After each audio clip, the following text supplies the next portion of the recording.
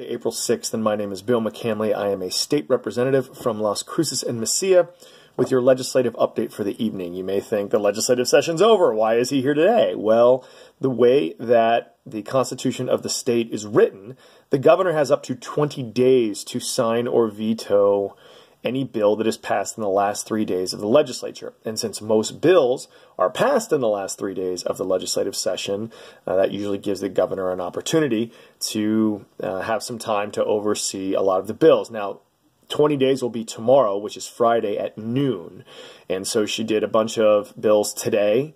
And so I want to tell you about some of mine. I did actually get a bill signed, House Bill 147, which allows for more flexibility in the job training incentive program to allow businesses that want to start or expand here to have training for high-wage employees to be able to bring them in from out of the state. And the thought process behind that is if you have an engineering company or a computer science company or some kind of tech company where you can't find the educated employees here in New Mexico, if you bring them in from out of the state and they stay for a year or two or three, the money they're going to make is going to flow through our economy and help create a lot of economic growth, and hopefully those companies that can grow and then hire more New Mexico people once the folks realize there's jobs there and can get the education. So that was something that the Mesilla Valley Economic Development Alliance here really wanted, and something I worked with the State Association of Commerce and Industry on. So I'm actually pretty happy that that one got done. It's smaller, but it's a good, solid piece of economic development legislation, and I'm hoping it will lead us to create some more jobs here in New Mexico. Had 3 bills vetoed today, though. The first was something that I co-sponsored with Joanne Ferrari, asking the state to promulgate rules for electronic health records. Right now, when you go into a doctor and you give them your health card, the person at the front desk has to manually type in all of the information, and this obviously gets screwed up a lot, and it costs a lot of time and a lot of money to doctors' offices, and then once again they pass that cost on to you. So creating electronic health ID strategies, so it doesn't have to be a card, it could be a barcode on your phone or whatever, would have really helped save a lot of time and money in the healthcare system. And the governor vetoed it. I don't know why. Her message wasn't really clear. And this was a bill that passed the House without any negative votes by a Democrat or Republican. So I honestly don't know why that would be. I do know Joanne Ferrari is a swing Democrat, so maybe that has something to do with it. There were also 2 education bills vetoed. So the Innovations in Teaching Act, I actually sponsored that a couple of years ago.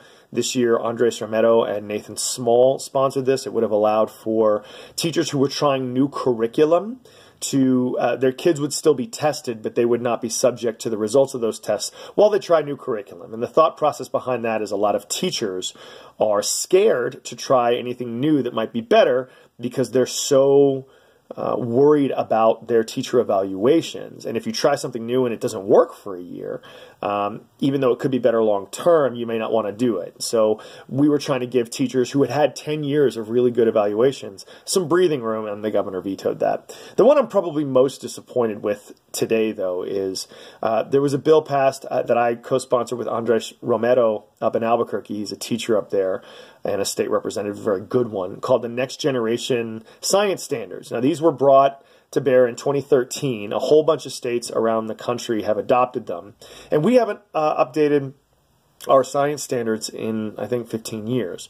And the problem with that is twofold. Number one, science changes all the time. So if you're not teaching kids the newest type of scientific principles, that's a real problem. And number two, these types of standards were much more focused on hands-on and experiential learning. And that's one of the problems a lot of times with science education in the past. If you're sitting there and you're memorizing scientific formulas out of a book, that's not fun. If you're throwing potassium in water and see that chemical reactions create explosions, that's fun. And these are sorts of things that are very problem-solving related, which a lot of companies are wanting. And the governor vetoed this today. And this has been a real problem. When we presented this before a couple of legislative committees, the real problem from some Republican folks was that climate change and evolution were part of the curriculum. Well, that's science. And that's what people who are experimenting and finding out through research are seeing as part of what's going on in the lives of our people and in the environment around Earth right now. And so if those are the reasons that this was vetoed, that's a real problem because it's stopping our kids from getting the 21st 21st century education they're going to need for 21st century jobs. And this war on science that seems to be going on and war on expertise in our country right now is not going to help us long term. It's not going to help us environmentally. It's not going to help us economically. It's not going to help us lead better healthcare lives. So that's really, really disappointing. Now, I'll be back at you tomorrow. It's her last day to sign or veto bills, and let you know what's going on then. As always, if you have questions, comments, or concerns on these or any other issues, I'd love to hear from you. Thanks, and I hope everyone's having a great night. Bye.